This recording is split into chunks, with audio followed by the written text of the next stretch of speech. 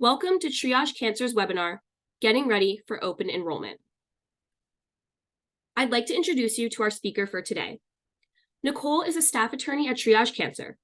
Prior to joining Triage Cancer, Nicole was an Excelsior Fellow at the New York State Office of Mental Health and Counsel's Office. After leaving OMH, Nicole worked as a staff attorney at a nonprofit representing incarcerated individuals' civil and human rights on a variety of matters, including access to medical and mental health care. If you would like to read more about Nicole, you can do so on our website.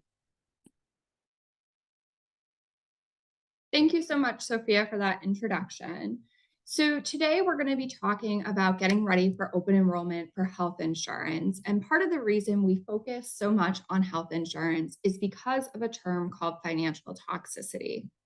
And in 2013, researchers from Duke coined this term because they focused their research on the financial burden of a cancer diagnosis. And they found that out-of-pocket expenses have a similar type of impact on an individual's quality of life that the actual physical toxicity of cancer treatment can have. And not only in an acute way, but also the long-term impact of that financial burden. So our goal today in discussing health insurance is to assist people in avoiding financial toxicity. And there's no one size fits all solution to financial toxicity because there are multiple contributing factors. And all or most of the factors that you see here on the screen need to be addressed to effectively mitigate the financial toxicity. And while we acknowledge that many factors may need to be addressed, the primary culprit is having adequate health insurance. And when we talk about the financial impact of a cancer diagnosis, it's not just accessing your health insurance, but understanding how to use a health insurance plan and pick a plan that works best for you. And the problem is that health insurance is so complicated that many Americans simply don't understand how it works or really how to choose a plan that fits their needs. In fact, only about 4% of people surveyed could define the four most common terms used in a health insurance policy. And you may be wondering, well, why is this such a challenge? And it's because you essentially have to learn a whole new language to effectively navigate health insurance. And we know from multiple studies out there that Americans just don't understand health insurance. And we get why that is. And so we want to put you at ease at the beginning. If you feel like you really don't understand the health insurance terms that are being thrown around, and you're certainly not alone. And so, with that in mind, before we jump into the specific health insurance options and how to compare plans, we'll be defining the common terms that are associated with health insurance plans. This way, everyone can accurately review their plan options. And while some of you may know this, we want to start a strong foundation to build upon for the rest of our time together. So, with that in mind, most health insurance policies have a network of providers they've contracted with to provide services for a set rate. And providers that contract with the health insurance policy are called in-network providers. These in-network providers have agreed with the health insurance company to set prices for services at a contracted rate or contracted amount, also sometimes called an allowed amount. So an insurance company and the provider agree this is the amount that will be reimbursed for each healthcare service or procedure. So typically, when a person goes to in-network providers, they're going to be charged that contracted rate. But if a person goes to a provider out of the network of their insurance policy, their services might not be covered at as high of a rate, or they may not be covered at all. So while this may seem obvious to some of you, we do get calls from individuals who are very frustrated by their health insurance plan, and we find that they haven't been going to providers that are considered in-network. So then there are terms related to the money and your health insurance coverage. So first, there's the cost just to have health insurance, and that's the premium that you pay every month, even if you don't use your health insurance. This is going to be a fixed dollar amount specific to your plan. So it could be $100, it could be $600. Then there are four terms that are commonly used when you're actually using your health insurance. So the first is a deductible. This is a fixed dollar amount based on your plan that you have to pay out of pocket for your medical care before your health insurance coverage kicks in. This is going to depend on the terms of your plan. So you could have a $1,000 deductible, you may have a $6,000 deductible. Then there's a copayment. This is also a fixed dollar amount that you pay each time you get certain types of care. And again, this is going to depend on the specific plan that you have. So it may be $10 for a regular doctor's visit, $30 for a specialist, and $75 for an emergency room. This term often gets confused with coinsurance or cost share. And coinsurance is what the insurance company will cover for someone's medical expense and what you'll be responsible for. So this is a fraction, a percentage, and it will depend on your plan. So for example, if your plan is an 80-20 coinsurance, your health insurance pays 80% of your medical care and you are responsible for 20%. And then finally, and most importantly, the out-of-pocket maximum is something that everyone should know about their plan. Because in a worst case scenario, as long as you're going to in-network providers, it's going to be the most that you pay in a year for your medical costs. Because once you hit this dollar amount, your health insurance is going to kick in at 100%. So an out-of-pocket maximum is going to depend on your plan. It could be $3,000, it could be $10,000. Now you see on the screen here what a marketplace considers for an out-of-pocket maximum. So everything that you pay towards your deductibles, your co-payments, and your co-insurance will all count in calculating you meeting that out-of-pocket maximum. So I think these terms are really easy to read, but when you actually have to put them to use, it's easy to kind of switch them up. So we're going to talk about Dan, and he's an example of how these insurance terms work. So he has a policy that has a $2,000 deductible. It's an 80-20 coinsurance, and he has an $8,000 out-of-pocket maximum. He's just spent a week in the hospital, and he hasn't had any medical bills to date. And he has a $102,000 hospital bill. And he's not sure what he's going to have to pay.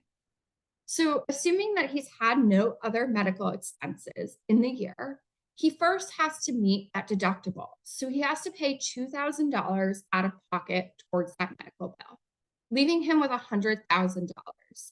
But then he has an 80-20 coinsurance. So of that $100,000, he's only going to be responsible for $20,000. But here's why this out-of-pocket maximum is so important. He has a marketplace plan. He's paid $2,000 towards that $8,000. So of the $20,000 coinsurance, he actually only owes $6,000. Now, I'm not suggesting that a total of $8,000 isn't a lot of money, but it's better than the $20,000 he would have had to pay if there was no out-of-pocket maximum, and even better than if he didn't have insurance and had to pay that whole medical bill. So again, an out-of-pocket maximum is important because it allows you to plan for the worst case scenario, knowing the most that you're going to pay out of pocket as long as you're going to in-network providers. So if you want to hear this example again, or go over the terms again, or think it would be helpful for a family member, we have an animated video on health insurance basics that's available for free on our website for anyone to listen to when needed.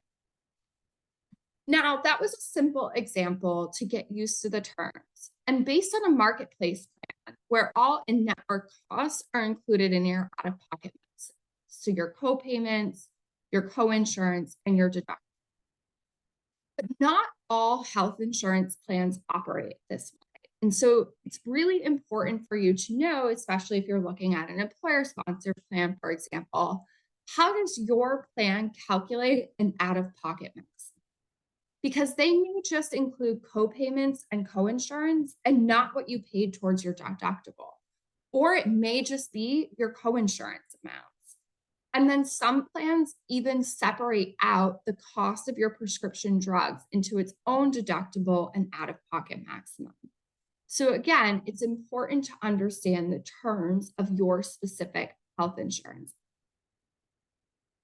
There are also some terms unique to prescription drug coverage that are important for people to understand to maximize their health insurance coverage. The first thing is that there's a formulary, and this is essentially a list of drugs that are covered by your insurance policy. So formularies will differ from plan to plan. And formularies are broken down into different levels or tiers, depending upon how much your health insurance is going to cover of the cost and how much you'll be responsible for. Where a drug falls on that tier is going to determine how much your health insurance company will cover. Typically, as you go up in a tier level, the more expensive it's going to be for you. So as an example, you see that tier 1 drugs are typically generic drugs. And these are the cheapest to you as an individual, and you typically pay something like a flat copayment. So here it's a $5 copayment. But as you work your way up the tier levels, they tend to be more expensive prescription drugs. And with that, you are responsible for more of the cost. So here, for an example, tier 4 are specialty drugs. Typically, cancer drugs may fall under this tier, and newly approved drugs. And instead of a flat fee, you're going to be responsible in this example for 20% of the coinsurance. Typically, if your prescription drug is not on the formulary, your health insurance is not going to cover that drug. And when we're talking about how healthcare gets paid for, there are two different types of payment systems in the United States. There's fee for service, where you go and you get a particular medical service, and then your health plan pays the fee for that particular service. So your provider is paid for each individual service.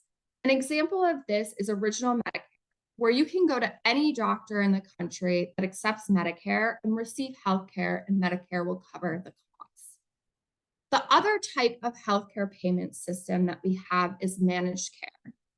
And that's where a plan contracts with a network of providers. They've pre-agreed at the cost of different types of care. And these are structured to reduce costs and hopefully improve patient access. If you have a managed care plan, there are many different options, but there are 3 common types that we're going to spend some time going over today. Each types of these plans uses a network of physicians, hospitals, and other healthcare professionals with the goal of giving people high quality care. But there are a couple of key differences. So at the first end is a health maintenance organization, or an HMO. And in these plan structures, you have to pick one primary care physician. All of your healthcare services have to go through that doctor. So what this practically means is that you need a referral before you can see another healthcare professional, unless it's an emergency. And if you visit a healthcare professional outside of your network, it's typically not going to be covered by your health insurance. Now, all the way at the other end of the spectrum are PPOs, or preferred provider organizations. These give you a lot more flexibility. You don't need a primary care physician. You can go to any healthcare professional you want without a referral, inside or outside of your network. And staying in network means you typically have a smaller copay and full coverage. If you choose to go outside of your network, you're going to have higher out-of-pocket costs, and not all services may be covered, but you may have some out-of-network coverage, just at a lower rate than if you had gone to an in-network provider. Now, generally, PPOs cost a little bit more than an HMO, but sometimes you may need fewer appointments. And then finally, in the middle is an EPO, or an exclusive provider organization. So these are similar to a PPO, where you have a network of doctors and hospitals. It's typically a larger network, but unlike an HMO, you don't need a primary care provider. But some EPOs will not pay for services obtained outside of the network, so there aren't out of network. So With that in mind, a lot of what we're going to discuss moving forward are protections that have been created thanks to the Affordable Care Act. And I'm going to be referring back to this a lot throughout the rest of our presentation. And the full name is the Patient Protection and Affordable Care Act. A lot of people refer to it as Obamacare, but it provides important consumer protections, particularly of use for those in the cancer community.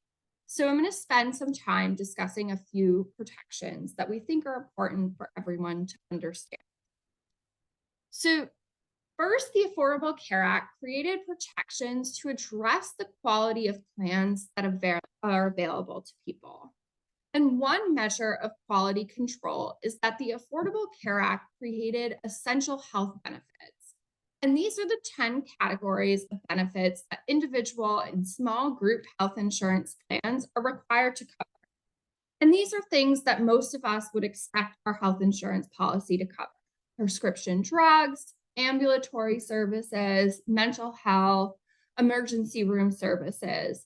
And the details can vary state to state, but it's these overarching 10 categories that were created. The Affordable Care Act also addressed confusion that surrounds health insurance in standardizing how health insurance companies have to present information about their plans. And this is called a summary benefits of coverage. It is pictured on this slide, and it has to include all the terms we've talked about up to this point. So what is the deductible for an individual versus a family? Same with the out-of-pocket maximum. Is there coverage for out-of-network services? What does it look like for a specialist referral? And so this is really helpful for people because now they can more easily compare their different health insurance options, and it levels the playing field for consumers. And they're not stuck trying to search around for this information from health insurance companies. Now, many times when we speak to people, they're unaware of some of the protections that the Affordable Care Act has created to expand access to health insurance. So prior to the Affordable Care Act, there were both lifetime or annual limits on benefits. So for example, people used to have a $75,000 annual limit or a $1 million lifetime limit. And so when you're diagnosed with cancer, it's not necessarily hard to reach this limit. And then their health insurance coverage, once they hit that limit, wouldn't pay for the services related to that care anymore. That is no longer allowed under the Affordable Care Act. They also can no longer cancel plans once you try to use your health insurance. And for those of us who haven't heard of this, this was a thing that was happening often, and health insurance companies would even pay bonuses to employees who could find a reason to cancel the policy. It also expanded access for young adults. So young adults now can stay on their parents' plan until they turn 26. And then the Affordable Care Act also added protections for free preventative care. So while preventative care may have been covered previously, there were still barriers to accessing it because of the cost associated. So my health insurance will pay part of the mammogram, but I can't afford the other costs. So the Affordable Care Act made a specific list of preventative services that have to be free. And these are things that you'd expect in an annual checkup. Things like blood pressure, diabetes, cholesterol, some cancer screenings, immunizations, and flu shots. The full list of services is on the link on the slide, but again, it's really things that you'd expect in an annual checkup. And when I say free preventative care, I mean no copay, deductible, or coinsurance. So quite important to the cancer community is that the Affordable Care Act also changed how insurance companies can decide what to charge for policies. In addition to creating the consumer protections that we've talked about, it did two things that were especially relevant. The first is that it changed the way that health insurance could decide how to charge. This is called premium rating. Previously, health insurance companies could look at whatever they wanted to determine how much they were going to charge someone for that monthly cost. Now, there are only 4 things that health insurance companies can look at. The first is whether they're insuring an individual or a family. If they're insuring a family, charge more to cover more. So the second is they can look at your geographic location based on your zip code because the cost of services may be more expensive based upon where you live. The third is that they can look at age, but there is a cap. It can no longer be exponentially increased as you age. And then the fourth is that they can look at your tobacco use. Some states have eliminated this, but not all have. But there are some important things missing from this list. And so when we talk to people live, we have them kind of guess, but there are a few things, including pre-existing conditions, as well as gender, because women have always been charged more than men for health insurance coverage, and that's no longer allowed.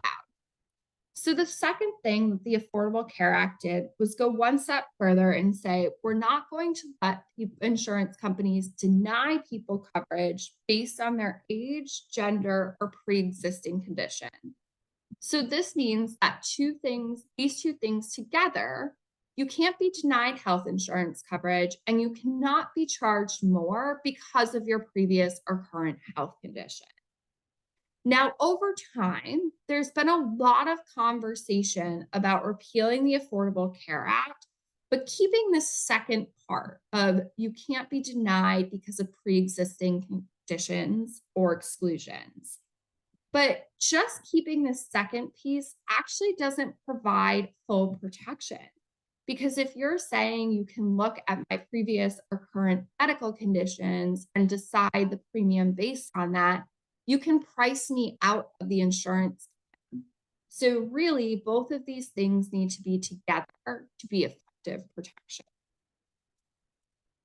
So with an understanding of what terms are used in the health insurance landscape, where can we actually go to purchase health insurance?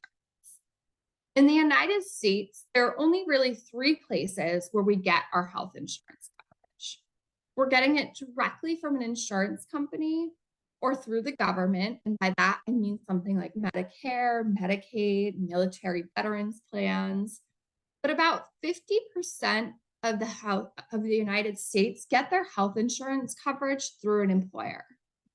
So we're going to talk about health insurance options because when an individual is diagnosed, they may lose their employer-sponsored health insurance, or perhaps it's not covering what they need, and they're unsure of what options are left. So if 50% of all Americans get health insurance through their employer, what happens if they lose their job? COBRA is the federal law that allows eligible employees to keep the same exact policy that they had had when they were employed. Now, COBRA applies to employers with 20 or more employees in state or local governments of any size. If someone is an employee of a federal government, they may have rights under a different law. The upside to COBRA is that it's the same exact plan, so someone doesn't have to find a new plan that's going to cover their providers and prescription drugs. And everything that you've paid towards your deductible and out-of-pocket maximum for the year continues. The downside is this can be very expensive because employees are now responsible for 100% of the monthly premium and sometimes a 2% administrative fee. Then, based on circumstances, some individuals may qualify for government-sponsored health insurance. One example is Medicare, and there are really only 3 times that someone is eligible for Medicare. They're 65 or older, they've been collecting Social Security disability insurance payments for 24 months, or they have end-stage renal disease or ALS. Now, today is about getting ready for open enrollment in the marketplace or through an employer. So we're not going to discuss Medicare in depth, but know that we have a whole topics page, and we recently had a webinar solely dedicated to Medicare called Medicare 101 that's available on our website for you to listen to.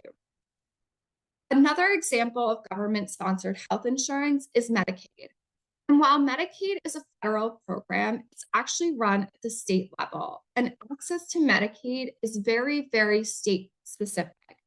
And I'm upfront about this at the beginning of our discussion, because if you're talking to a friend that's in another state, or you hear something that I say and you say, well, that might not happen in my state, that may be the case, because states have a lot of leeway on how people qualify and what programs they have for Medicaid.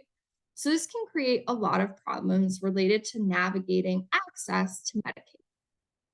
And one of the ways that states differ is based on how people can qualify for Medicaid, because the Affordable Care Act expanded Medicaid.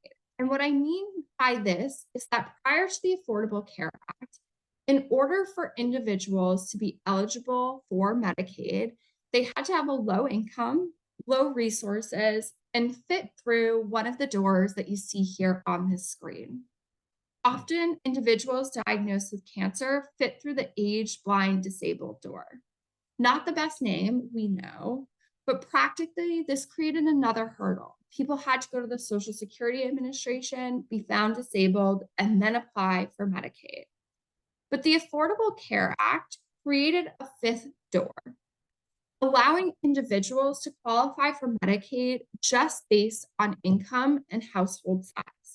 So for people whose household income was below 138% of the federal poverty level, the Affordable Care Act said they could access Medicaid regardless of their resources and did not need to fit another category.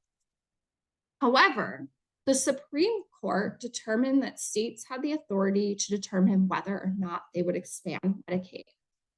So the states on the left are states that have expanded Medicaid, so people can be eligible for Medicaid just based on their household income and size. But states on the right, people still have to have a low income, low resources, and fit through another door. So if people don't have access to employer-sponsored health insurance, or perhaps COBRA feels too expensive, and they don't qualify for government insurance, what are their options? Well, the Affordable Care Act also created a way to purchase health insurance through the creation of the state health insurance marketplaces. This is the tiny little blue part in our pyramid, and it's not government-sponsored health insurance. And this creates a lot of confusion and hesitation for people. While the marketplaces are created by the government, it's just the government creating an online shopping mall where you can go to look at plans sold by private health insurance companies in your area. And so that's why it's the little blue part for insurance companies at the top of our pyramid. And we're approaching open enrollment in the marketplace where you can pick plans for 2024. So when you go online, you can put in your household income and size, and you'll be able to see if you're eligible for Medicaid or marketplace plan. What's important to understand about these plans sold on the marketplace is that they are regulated by the Affordable Care Act. And so there are several benefits to going online and seeing what your options are. The first is that all plans sold on the marketplace have a limit of what their out-of-pocket maximum can be. So for 2024, the limit is going to be $9,450 for an individual.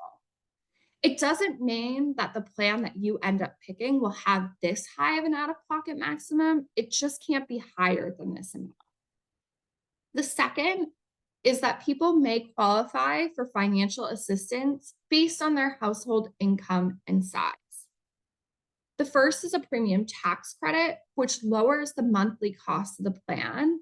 And you can choose to have it applied each month so that you're paying a lower amount each month, or you can choose not to take the credit at that time and get it back when you do your taxes.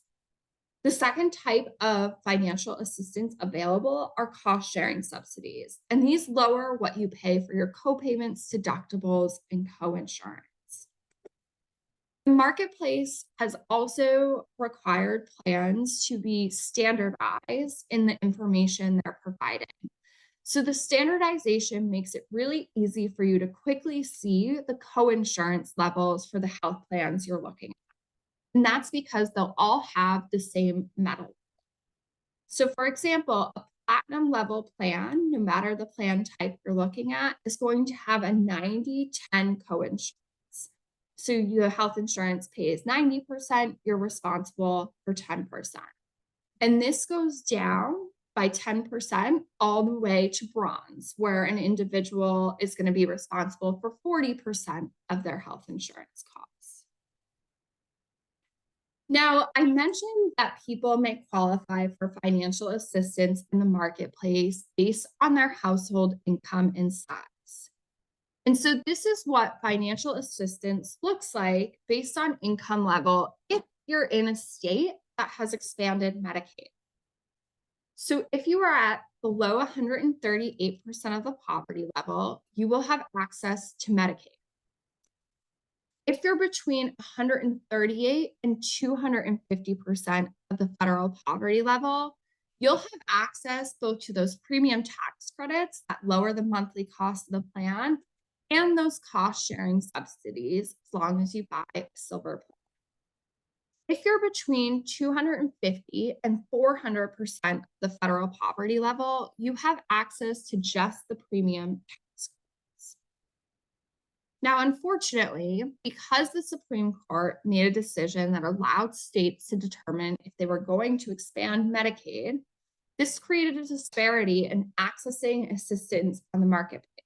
Because if you're in a state that didn't expand access to Medicaid, you don't have access to Medicaid just based on your household income.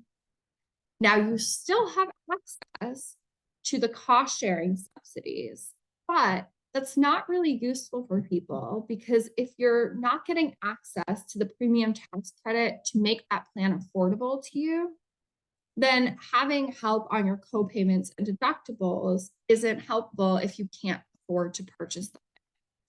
So now we have people at 110% of the federal poverty level in states that haven't expanded Medicaid not getting help, while people at 375% of the federal poverty level are getting help to purchase a plan.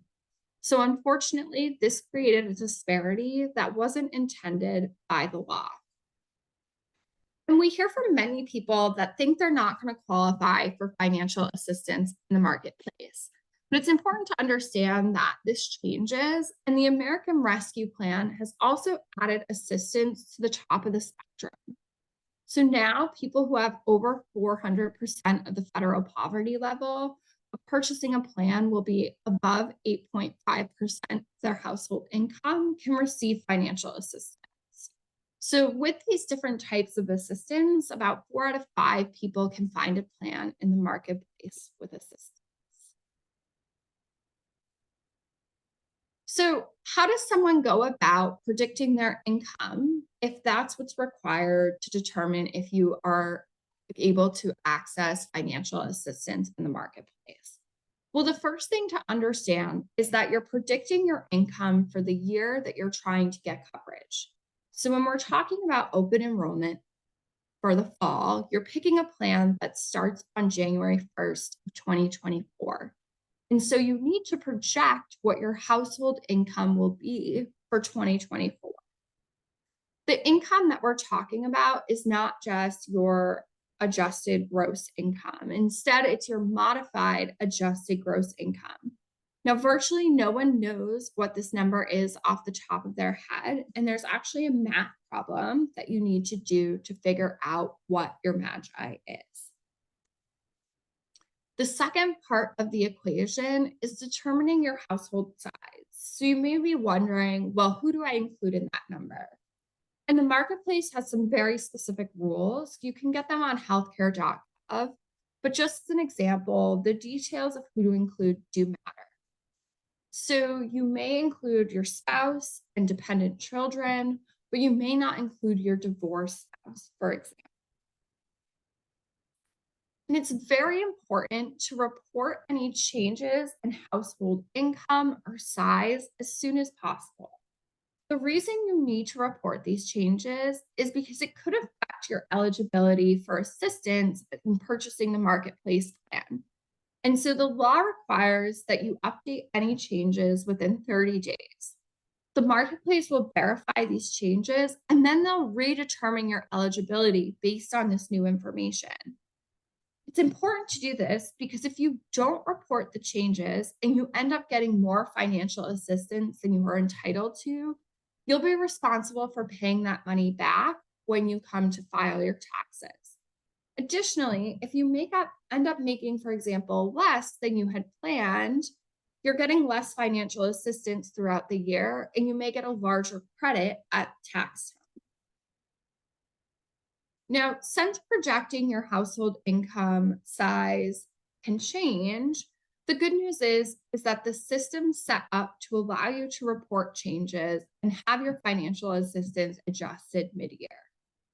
If you purchased your insurance through a federally run marketplace, you can change this by going online on your account by phone, but you should not report changes by mail.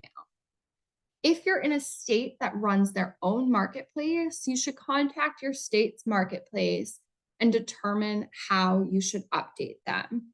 The information for how to contact your state marketplace can be found on our state resources pages. Now, people often ask us if they can purchase a marketplace plan if they're offered employer-sponsored group health insurance. And the answer to that question is yes, you can. You're not obligated to take your employer-sponsored health insurance.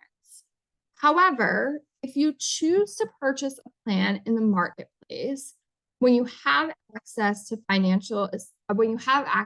employer-sponsored health insurance, you may not have access to the financial assistance in the marketplace unless your coverage offered by your employer isn't considered affordable or adequate. Affordability is measured by comparing the cost of the premiums for employer-sponsored plans to your income. In 2024, if those premium costs exceed 8.39% of your income, then the employer plan isn't considered affordable. There's also no longer a family glitch. So in the past, a marketplace would only consider the premium for yourself to only insure yourself, not to insure your family if it exceeded that threshold. Now, moving forward, if your employer's premiums are over that threshold for your entire family, then you may still be able to get financial assistance. There are several ways to utilize the marketplace, and there is a website called healthcare.gov that is a good starting place for most people. Even if you live in a state that runs their own marketplace, you can start at healthcare.gov and it'll push you over to your state's appropriate website. I think this is really helpful because there are some fake websites as well as some of the real websites seem questionable. So for example, Pennsylvania runs their own marketplace and it's called Penny. For those who aren't a big fan of sharing so much information on the internet, you can call a toll-free hotline or even send in a paper application. And if you feel you need additional assistance on the marketplace, there are marketplace assisters that may be available. And these individuals are free help and they're chained in the marketplace. They can help you one-on-one in navigating the marketplace, comparing your plan options, and even applying for a plan. It's really important to understand that marketplace assisters are not the same as brokers. Brokers are individuals who are paid to sell specific health insurance plans. So they might not have your best interest at heart and may not provide an unbiased opinion in selling you a health insurance plan. Marketplace assisters, on the other hand, are not only free, but they're unbiased because they're not getting paid based on the type of plan you pick. So they don't have an incentive to push you in one direction or another. And we're certainly not saying that all brokers are bad actors. We're just giving you the information to know the difference between the two. As you can see on the screen, if you go to healthcare.gov/find health, you can put in your zip code and you'll be shown all the types of local health. If you just want to see assisters, you have to select that on your own. We get calls from people who are often surprised that you cannot just enroll in coverage at any time. When you enroll in coverage depends on the type of plan you have. So while Medicaid is accepted year round, Medicare and the marketplace have their own open enrollment periods and they sell calendar year plans.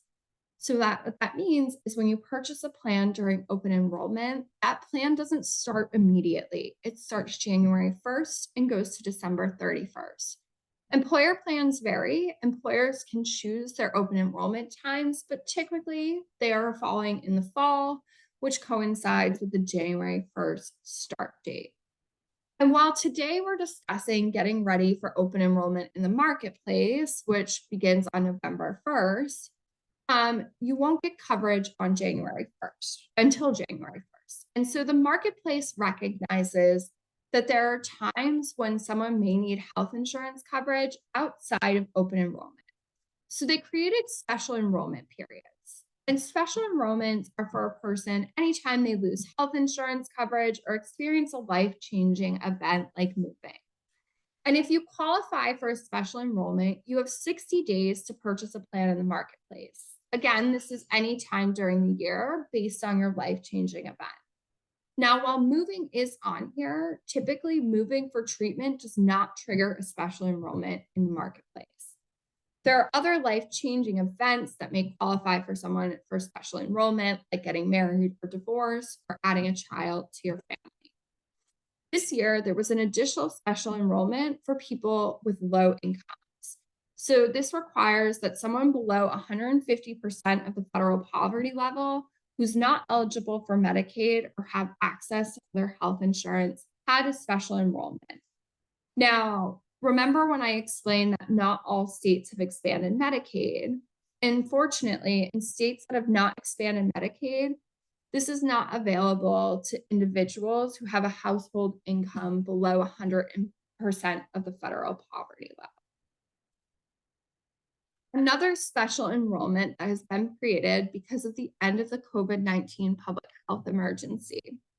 So during the public health emergency, states were not allowed to review people on Medicaid to determine if they were still eligible. So this became called continuous enrollment because states could not remove people from Medicaid. Since April 1st of this year, states could begin removing people from Medicaid if they were no longer qualified.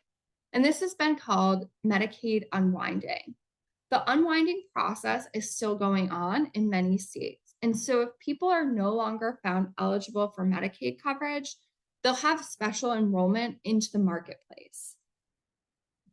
This special enrollment period, however, is for states that use healthcare.gov to run their marketplace. If you're in a state that has its own marketplace, you need to check with your state's marketplace to see if it's offering this special enrollment.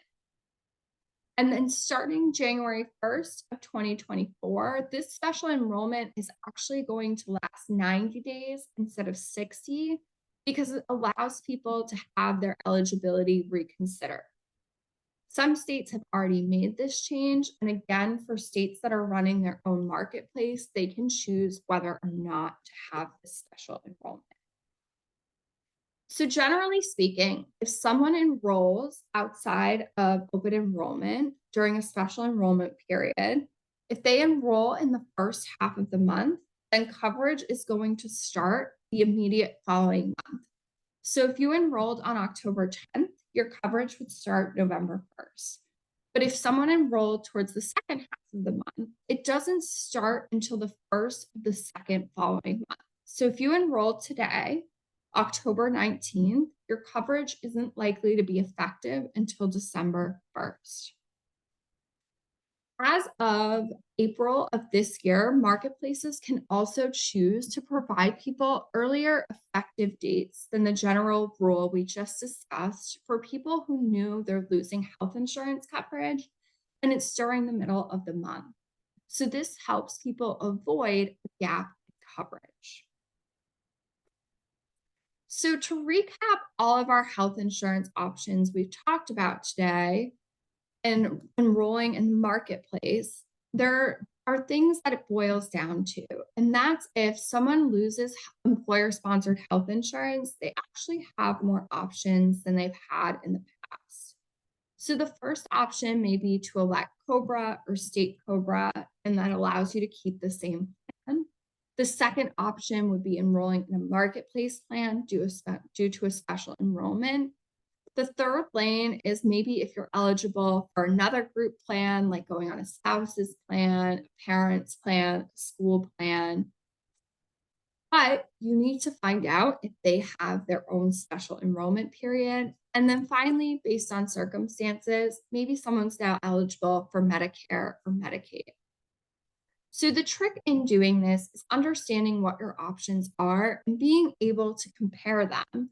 Because once you pick an option, you can't move between lanes because you've lost your special enrollment. So you'll have to wait until the next open enrollment period. Now, there is an exception for individuals who go to purchase a marketplace plan and they find that it's going to leave a gap in coverage from their employer sponsored plan. In this instance, you can purchase a marketplace plan and then go back to your COBRA administrator and elect COBRA for that gap in coverage. You have to do it in this order, or else if you elect COBRA first, you've eliminated your special enrollment period into the marketplace. We hear questions a lot about health insurance options for non-citizens, and it's really difficult to reduce the entirety of health insurance coverage for immigrants into one slide. And these answers can change based on the category of immigration status. Eligibility for some will depend on factors including income and household size, not just their status. And even within a household, different statuses may affect options. But in general, people who are lawfully in the United States, even if they're non-citizens, will have more options for healthcare. And they may be able to purchase a plan in the marketplace. But generally, if you're not documented, you cannot purchase a plan in the marketplace, but there are two exceptions. So Colorado already has a process for individuals who are not documented, and Washington State is going to have a process beginning in 2024. So all of this is important for people to understand how to compare their options. So we have multiple resources on our website that I point you back to if you'd like to hear this again or read it. But with more options available to us than in the past, we need to understand how to compare our options and pick a plan that works best for us during open enrollment, so that we can combat financial toxicity and avoid higher out-of-pocket costs. So if you're looking for a plan in the marketplace, even if you have an employer-sponsored plan and you want to understand the full extent of your options, you want to start at healthcare.gov. And you see here, if you go to healthcare.gov, you're able to put in your zip code, and you'll get to a page that shows you your options on the marketplace. If your state runs their website through the federal website, this is similar to what you'll see. If you have a state that runs their own marketplace, it will push you over to the appropriate place, and then you will be able to find plans available in your area. So you're going to see a list of plans that are available.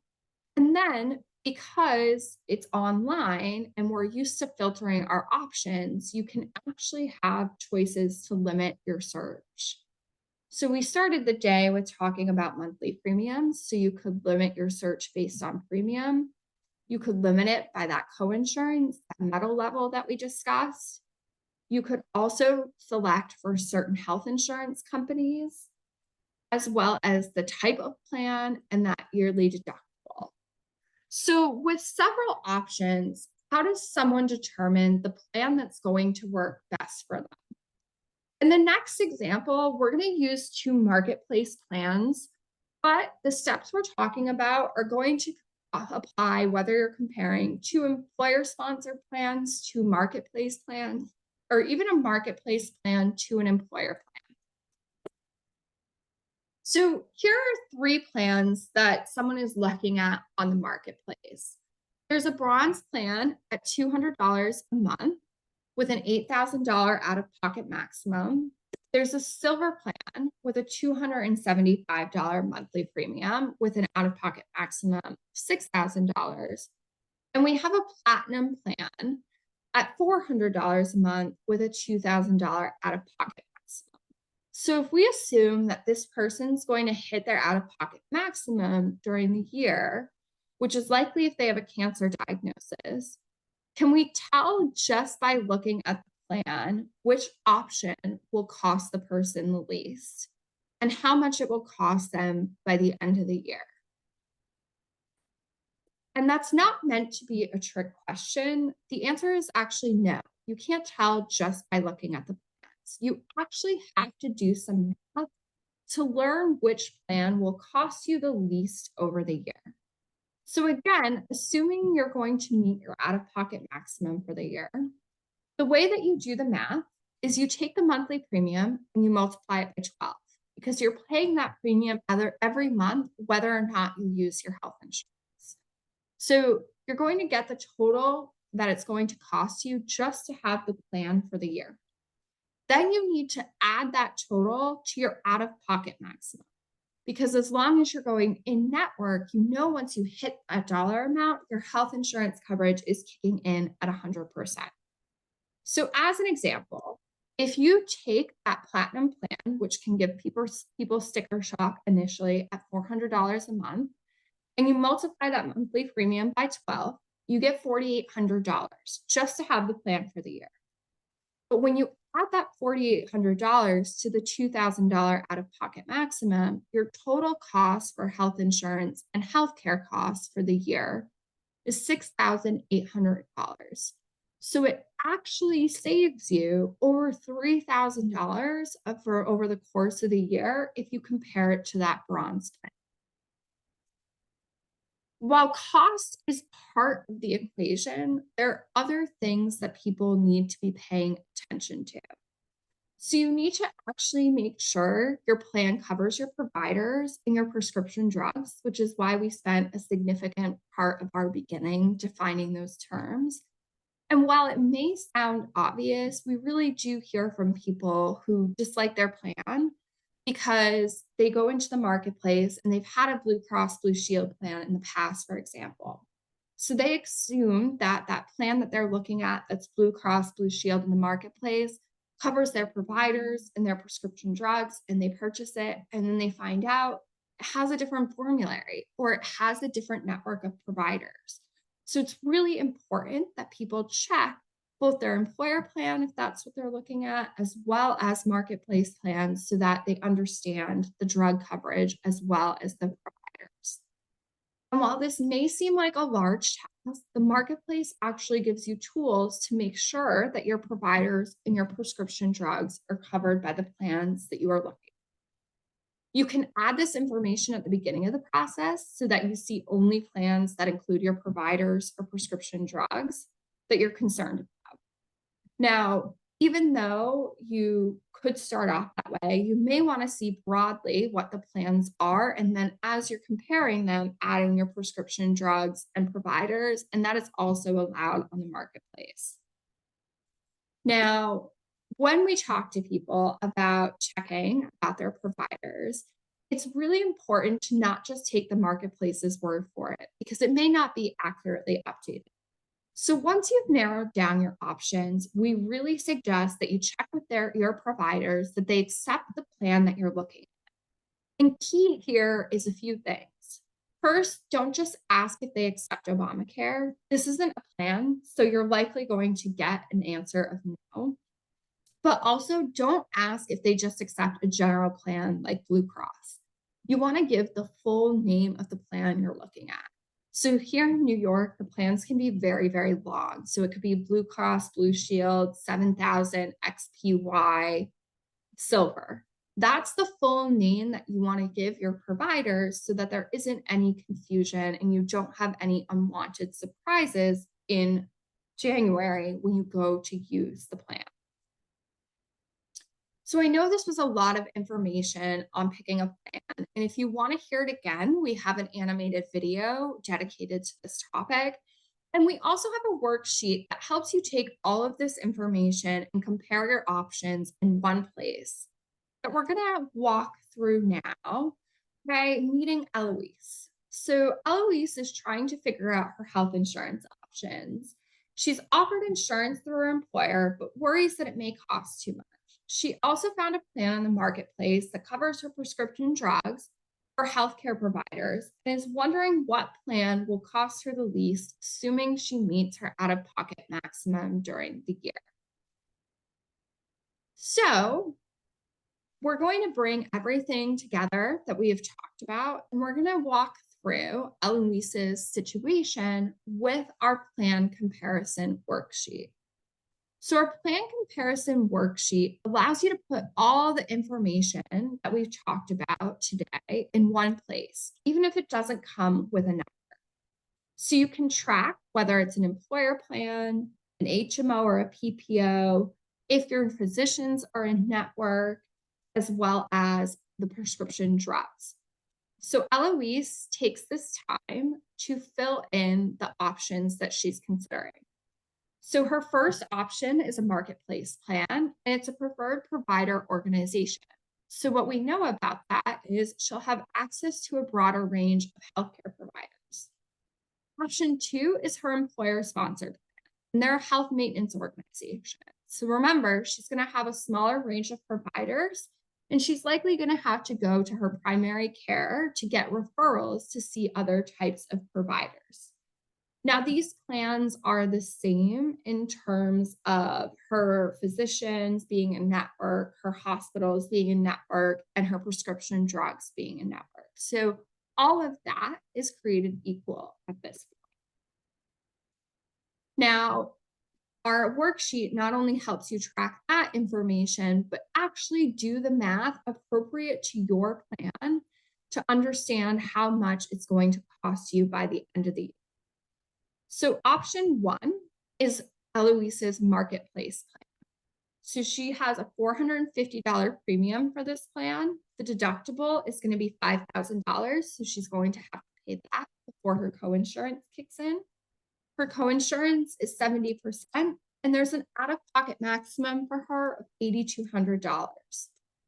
Her health insurance plan through her employer does have a lower monthly premium at $357. Its deductible is the same as the marketplace plan. The coinsurance is a little bit higher, and the out-of-pocket maximum is a bit lower at $7,500. But as we talked about, there's a separate out-of-pocket maximum for her prescription drugs, and that's $5,000. So how does she actually do the math to compare these options?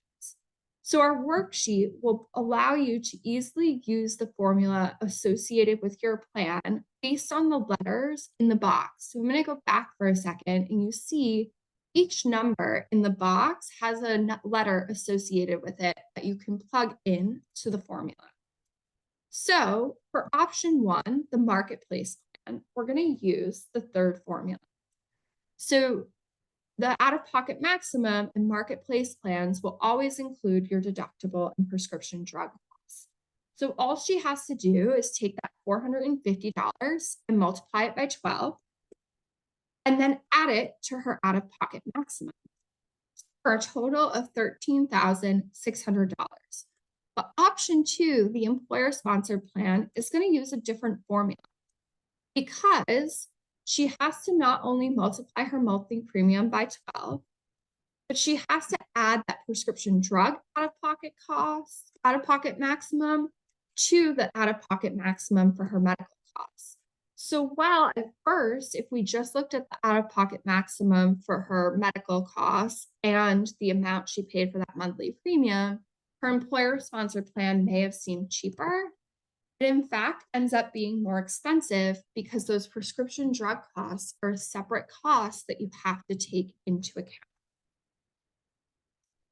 So there's a couple more details when we talk about plans that are important for people to understand so they can fully assess their options and manage their finances. So one type of plan is called a high deductible health plan. And these are often provided by employers. So there's a high deductible that someone has to pay out of pocket before their insurance company starts picking up the share of the costs. And when we talk about high deductible health plans, is if someone has one of these plans, they may have access to a few insurance accounts that can help them manage some of these costs. So in 2024, a high deductible health plan is going to be defined as a deductible of at least $1,600 for an individual. And so there are two types of accounts that we're going to talk about today that can help people manage costs. So a health savings account is an account that's used to pay for certain healthcare costs if you have a high deductible. And you can put money into the savings account pre-tax. So in 2024, you're going to be able to have a max contribution of $4,150. An HSA you can create on your own or through your employer. And the money that you put in an HSA has to be used to pay for qualified health expenses. This definition has actually been expanded since the CARES Act. And so it's worth looking through to see if there are more things that you could be using your HSA or FSA on. And so when we talk about financial toxicity, this is a way to spend money on healthcare that isn't taxed, saving you some money. Health savings accounts do roll over, and if you leave your employer, you can keep it. Another type of common insurance account is a flexible spending account, or an FSA. And this is where you also put money into an account to pay for your healthcare expenses like deductibles, drugs, other out-of-pocket costs. Similar to an HSA, an FSA allows you to contribute pre-tax, but you cannot create this type of plan on your own. It has to be through an employer, and you set aside a portion of your salary to fund it. The numbers for 2024 have not yet been released, but again, you can pay for qualified healthcare expenses. Unlike an HSA, an FSA has a use it or lose it policy, where typically by the end of the year, you have to have used these benefits. The benefit potentially of an FSA over an HSA is that these are pre-funded, meaning you have immediate access to your funds at the beginning of the calendar year. So if you have a large medical bill at the end of the year, at the beginning of the year, your FSA will cover it even if you haven't contributed the full amount yet. Some people might have both an HSA and an FSA, and that's totally acceptable. And we do recognize that these aren't options for all people, but if you do have an account and you have the money to put in, it's another way to help manage your costs. So some other things to consider during open enrollment with an employer is not just your health insurance options. While you should be reviewing your health insurance options yearly, it's also very beneficial to understand what additional benefits may be offered by your employer and to review those benefits and plans. So for example, you may want to review, do you have a disability insurance policy? Is it short-term or long-term? Are there different options? Do you have access to a life insurance plan? Do you have a retirement account? Have you been contributing? Is there more that you could be contributing to that account? Do you have other potential benefits like supplemental insurance? So while it's not health insurance, it adds to a benefit and it could potentially help with expenses if you got in an accident or have a serious illness. Are there employee discounts that you could be benefiting from? Or are there even things like employee wellness programs or legal or estate planning services that could be helpful in you navigating areas that you haven't yet been able to address? So now that there are more options available to people, you really should be reviewing your plan options every year. And that's for a variety of reasons. Your employer's plans may change. What you see in the marketplace this year could be very different than what you see in the marketplace next year. But not only may your options change, what you need out of a health insurance plan may change year to year. Your prescription drugs may change. Your providers may change. You may be using your plan more, so you need that lower out-of-pocket maximum. So you really want to make sure you're checking in and making sure that your plan works best for you out of the options that you have. And then again, we want to make sure that people are looking at their other employee benefits. And we have a whole checklist that helps guide you through that during your open enrollment for your employer. And we've covered a lot of ground today. And while we focus on picking a plan and assessing your options for open enrollment, that's really just half the battle. So we want to emphasize that there are steps you can take to make the most of your plan.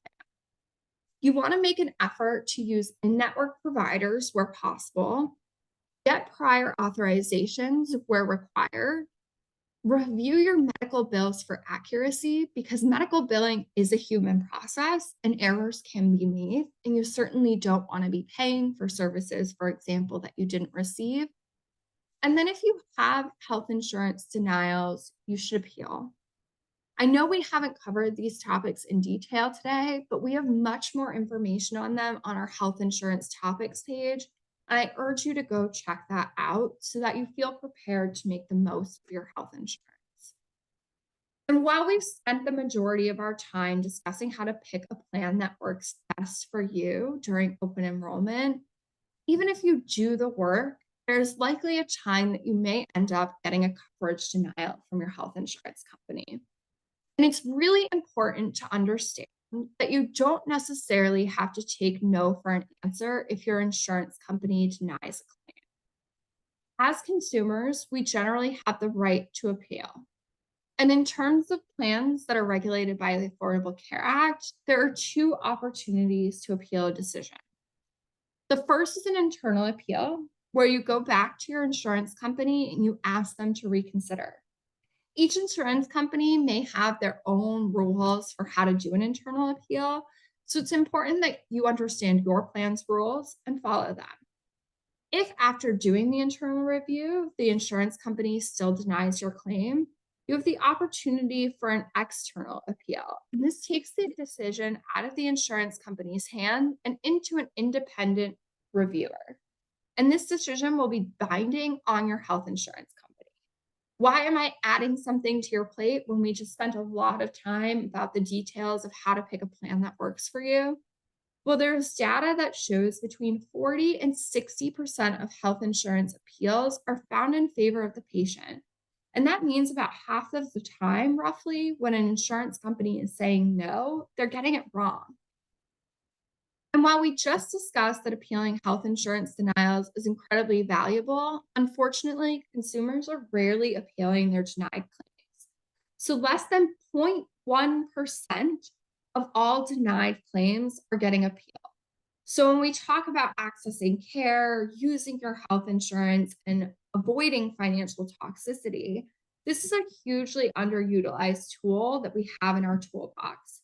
So for that reason, we really emphasize appealing denials. And because of that, we have a lot of resources on our website that are dedicated to helping you understand the appeals process to make the most of your health insurance coverage. So if you feel like I gave you way too much information in a short amount of time, here are the things that we really hope you understand and walk away with. You can't be denied health insurance coverage or charged more because of your previous or current health conditions.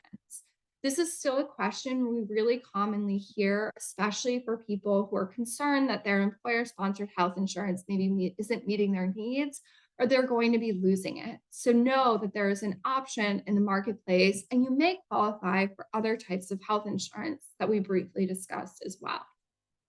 You really should be understanding all of your insurance options and weighing them and comparing them.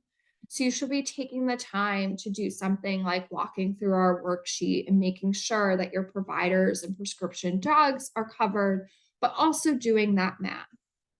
And please, please, please, if you take away one thing from this webinar, please don't pick a plan just based on the monthly premium. We understand the sticker shock, but please make sure to do the math and double check that it's actually going to meet your needs. Again, review your options every year because not only can they change, your needs can change. And then if you need more information and you want to stay up to date, we have plenty of resources on our website. So we urge you to look at our health insurance topics page. You could sign up for our blog where you'll get information that's updated. And so we really appreciate you spending that time with us today. And I believe all of the questions have been addressed by my colleague in the chat box. So I will turn it back over to Sophia. Thank you so much, Nicole, for that awesome presentation. And I'd like to remind everyone that a recording of this webinar will be available on our website. All you need to do is navigate to the Events tab, click Past Webinars, and then you'll see our full archive of webinars, as well as resource documents pertaining to each topic. So we hope that you enjoyed this webinar. And to close, we would like to emphasize that this isn't your last chance to learn with Triage Cancer. If you're interested in learning more about today's topic or any of the topics on the screen, we invite you to attend our Apex event, the Triage Cancer Conference. We offer this day-long event biannually and free of charge to anyone in the cancer community. We cover key information on how to navigate practical issues, minimize the financial burden of a cancer diagnosis, and reduce stress. And we also provide free contact hours and continuing education credits for healthcare providers. And we will be announcing our 2 conferences for next year soon enough.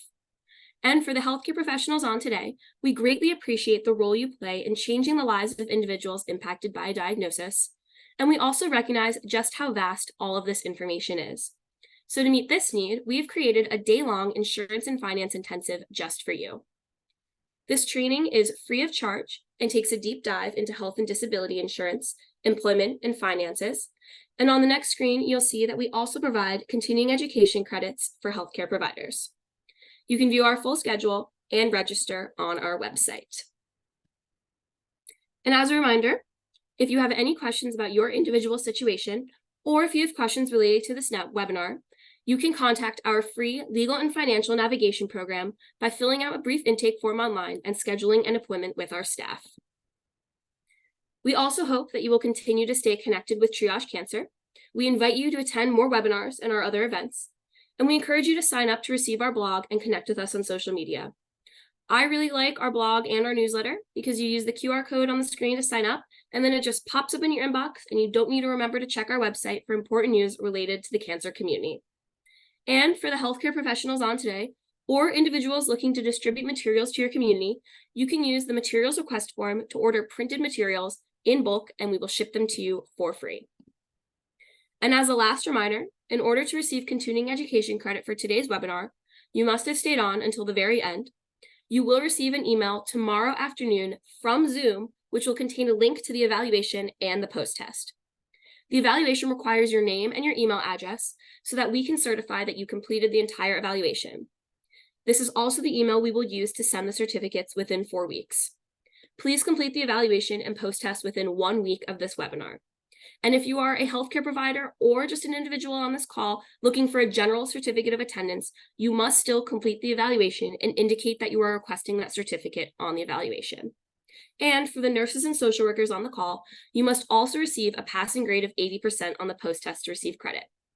So after you complete the evaluation and post-test, if you see this message, your submission has been logged, you passed the post-test, and all you need to do is wait 4 weeks to receive your certificate. I'd like to emphasize one more time, because we do get a lot of emails about this, that you will receive your certificate within 4 weeks of today. And if you receive a score that is less than 80%, you will see this message, and it will also include a link to retake the post-test. All you need to do is copy and paste that link into your web browser. You do not need to resubmit the entire evaluation, just the post-test. And if you're having difficulty accessing the retake, please email info@triagecancer.org and we will help you. Thank you all so much for attending today. We hope that you found the information valuable, and we hope that you all have a great rest of your day.